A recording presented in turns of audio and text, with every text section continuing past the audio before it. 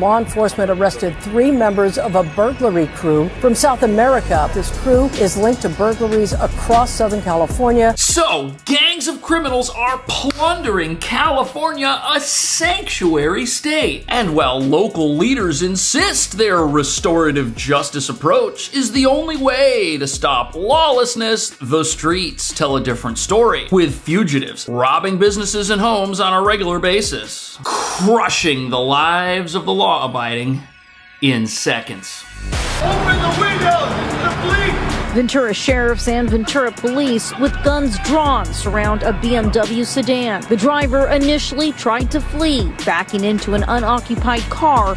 These masked men targeted a small business for a huge stash. That's what they wanted, the safe. And you see here, that's what they found, full of those MoneyGrams and the family savings. An estimated haul of $100,000 in cash. I'm not protected.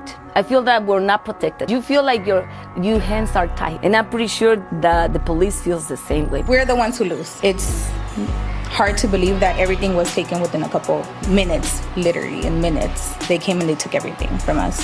Ventura County Sheriff's detectives say one of the men arrested lives in the Da Vinci apartments. Detectives could be seen leaving the building with bags of evidence. But break-ins like this are simply just so hard to solve because so many are happening at such a high volume. Hey. Get on the ground. Get on the ground.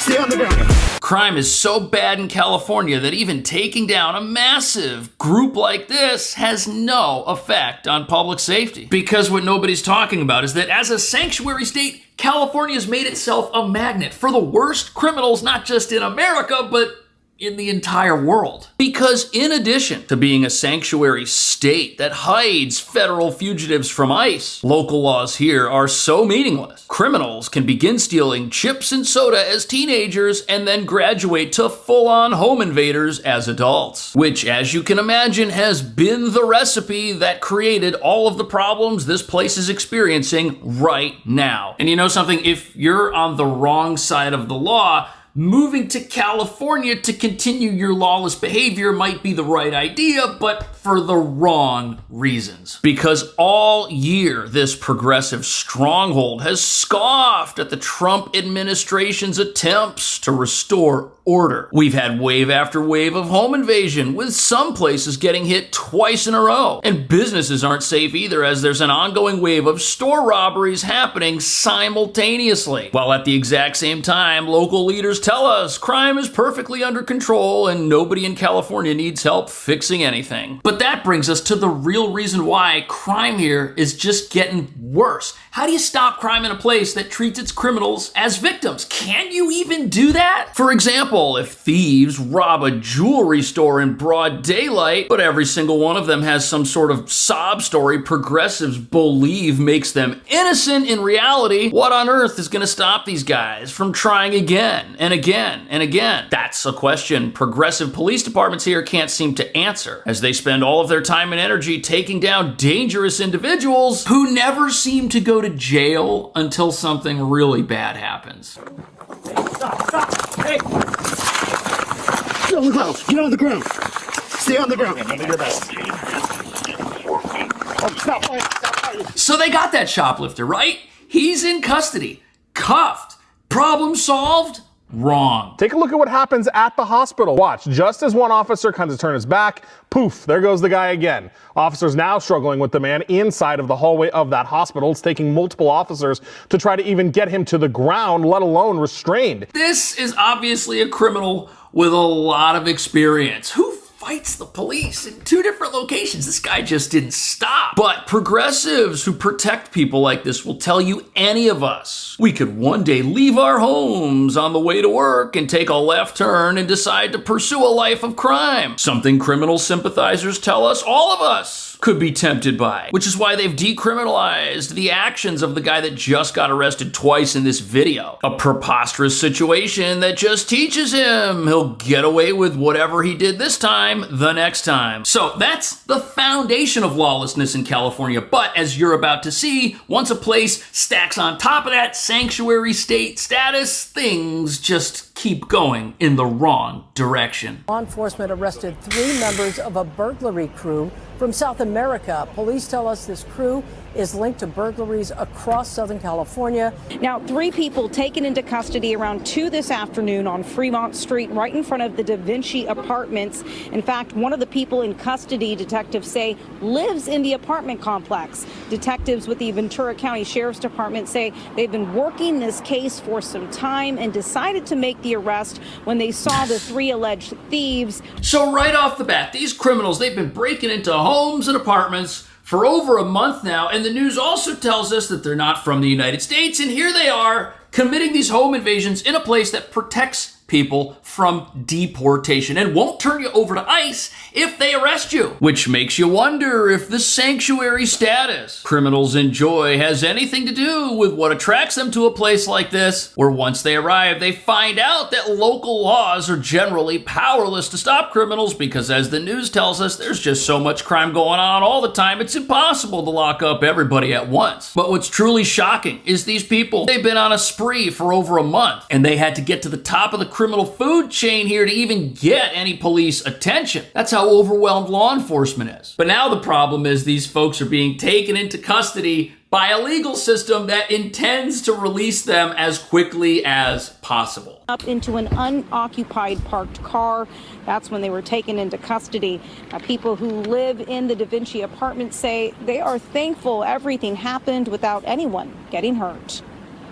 We heard that they tracked down a criminal organization and some of those people were living in our building, so I'm very happy to hear that they've been found out and taken care of. I would say in general, we don't have really any fear or concern living in this building.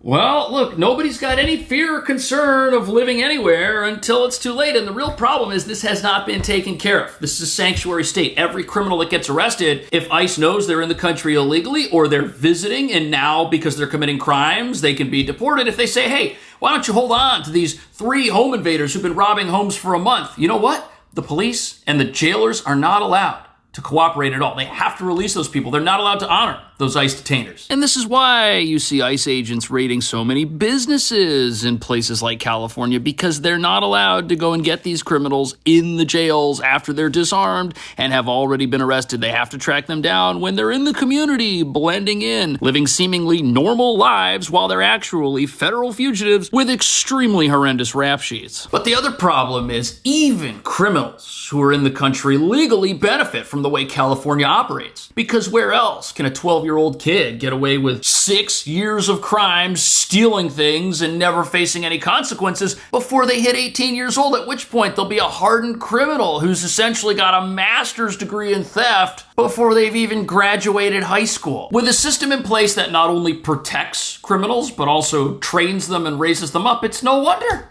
we got rampant crime in this place. Now, we haven't confirmed that these people were part of a criminal organization. Detectives tell us that they are all in their 30s, and evidence like camouflage clothing was found in their car. Now, back here live, the scene That's crazy. is clear, but we do have detectives who are serving a search warrant inside the Da Vinci Apartments at the apartment where one of those men. So look, if these people have a safe house in this very same building, they got a car full of camouflage clothes, there's a whole bunch of them, I'd say they're definitely part of a criminal organization. Now, although not a whole lot of information has been released about these suspects, this is definitely shaping up to be another I told you so moment, as many an international theft group, as they're called, have been busted in California recently using high-tech equipment to access homes that have security systems in many cases. But the real scary thing is that as the sanctuary state of California attracts as many criminals as possible who tie up police,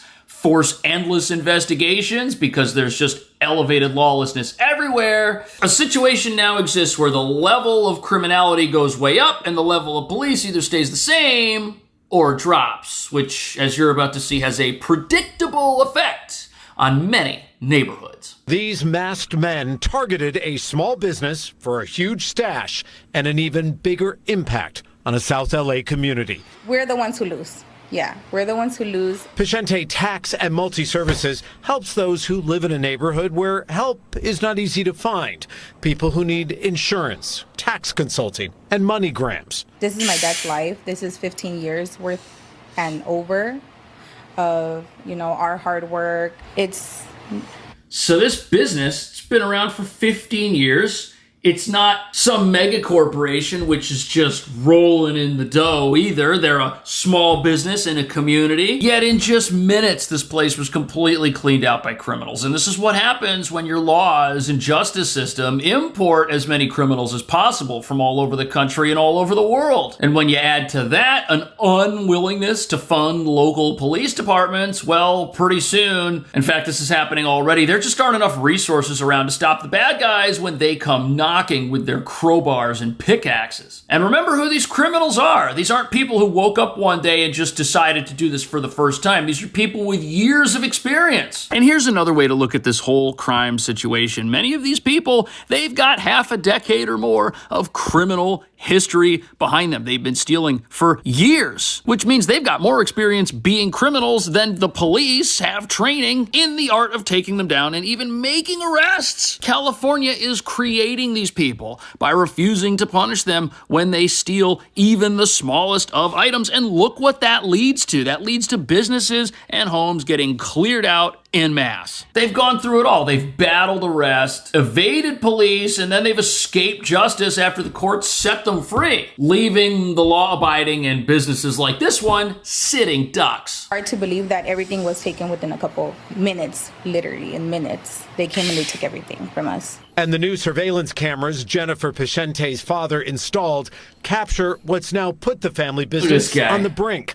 The burglars broke through walls of an adjoining business to gain access. They made holes. They broke into two businesses. They brought like a saw to drill through the safe. Yep, that's what they wanted, the safe. And you see here, that's what they found, full of those MoneyGrams and the family savings, an estimated haul of $100,000 in cash. Wow. This is the third time. The third time that this place has been broken into. And they had $100,000 sitting there. Now, I know that some of you watching this are going to say that, hey, these people are idiots. They shouldn't have had $100,000 sitting in a business that's already been robbed several times. But here's the thing. Even though that's true, even though some level of responsibility here does fall on the business owner, they didn't steal from themselves. Criminals still entered this business and were able to get away with all of this. Why? Because lawlessness is not punished by the local government. And that's the real problem here. We can't go about victim blaming, saying that somebody with a house full of nice stuff or a business full of money has done something wrong. No, the criminals have done something wrong, and what's wrong is they're not in jail where they belong. Now, of course, this is a sanctuary state. The owner here might be living in denial that a criminal underworld is taking over his neighborhood. Perhaps these individuals even voted in a manner that is inconsistent with bringing law and order back to California. But the reality is, even if the local individuals don't understand what's going on, we do. We can see that criminals get a full training program from by the time they're old enough to walk to when they're big enough and strong enough to use a crowbar to open the office door of your business and steal $100,000. The business has been burglarized here on Compton Avenue. I know that this is Compton and everybody gets broken into. It's just like another day for them, and to us it's like our life. But it's not 3 and out for the Picente's. Honestly, for my family, it's devastating, and we're gonna try to like push through it and still work. The business will stay open to help the community,